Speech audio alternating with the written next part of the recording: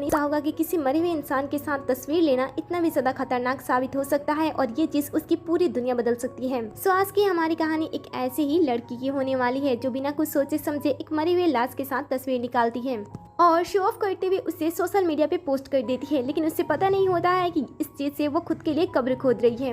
Well, इसका अंत कैसे होता है? क्या ये मर जाती है या फिर इसकी लाइफ में कोई एंजल बनकर आकर इसकी जान बचा लेता है? ये तो हमें पूरी कहानी देखने के बाद ही पता चलेगा। तो चलिए हम इस ड्रामे को स्टार्ट करते हैं, कहानी खास करके इस चीज की।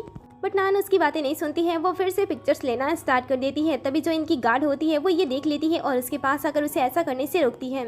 वो कहती है कि तुम्हें साफ साफ ये दिखाई नहीं दे रहा है कि यहाँ पे बताया गया है कि तुम इस चीज़ की तस्वीर नहीं ले सकती हो, पर फिर भी तुम तस्वीर लिए जा रही हो। वो डांटे जा रही होती है, लेकिन नान को तो कोई फर्क ही नहीं पड़ रहा होता है। वो कहती है कि मैंने बस तस्वीर ली है, कौन सा यहाँ का कोई खजाना मैं लूट के लेके जा रही हूँ।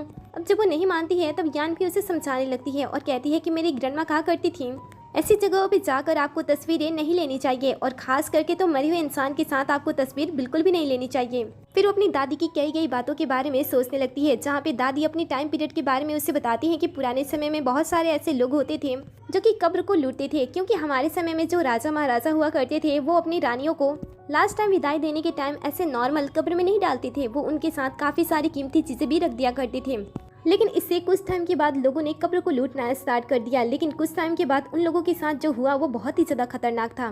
जब मैं छोटी थी तब हमारे गांव में भी ये सारी चीजें हुई थी। कुछ लोगों ने ये गलती करने की कोशिश की थी, लेकिन अगले ही दिन उनकी लाश जंगल में मिली थी, वो भी बहुत ही ज्यादा बुरी कंडीशन में। ये सुनकर यान अपनी ग्रैंडमा से पूछती है कि क्या लाश भी खतरनाक होती है। ये सुनकर ग्रैंडमा उसे बताती है कि जिन चीजों को हम समझ लेते हैं वो उतनी भी ज्यादा खतरनाक नहीं होती है, लेकिन जो चीजें इंसानों की सोच से परे होती हैं वो बहुत ही ज्यादा खतरनाक होती हैं। इसलिए उन्हें छेड़ना उन्हें बिल्कुल भी नहीं चाहिए और किसी भी लाश के साथ कोई भी तरीके का रिश्ता तो हमें बिल्कुल भी भूल कर नहीं बनाना चाहिए। वो ये सारी बातें नान को समझा रही होती है, लेकिन नान उससे कहती है कि तुम किस दौर में जी रही हो, ये हमारा दौर है। तुम्हें क्या लगता है कि मैं इसके साथ अगर तस्वीर लेती हूँ तो ये मेरी जगह रिप्लेस कर देगी? क्या फालतू की बातें करती रहती हो? तुम्हारी दादी तुम्हें बेवकूफ बना रही थी, तुम्हें बस एक्सप्लोर ना करने के लिए वो बांध कर रखना चाहती थी, इसलिए उन्होंने तुमसे ये झूठी बातें कही। यान के साथ वो दूसरी लड़की भी नान को समझा रही होती है और फोटो डिलीट करने पे जोर देती है, जिस वजह से वो उसके सामने तो फोटो डिलीट करके दिखा देती है, लेकिन जैसे उसका ध्यान फिर से भटकता है वो फिर से तस्वीर निकाल लेती है।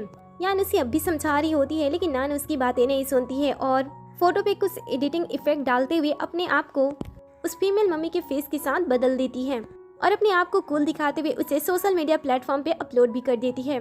बट यहीं पे उसकी पहली गलती स्टार्ट हो जाती है। ऐसा करने से उसने उस मम्मी के साथ अपना कनेक्शन बना लिया होता है और वो स्माइल भी कर रही होती है।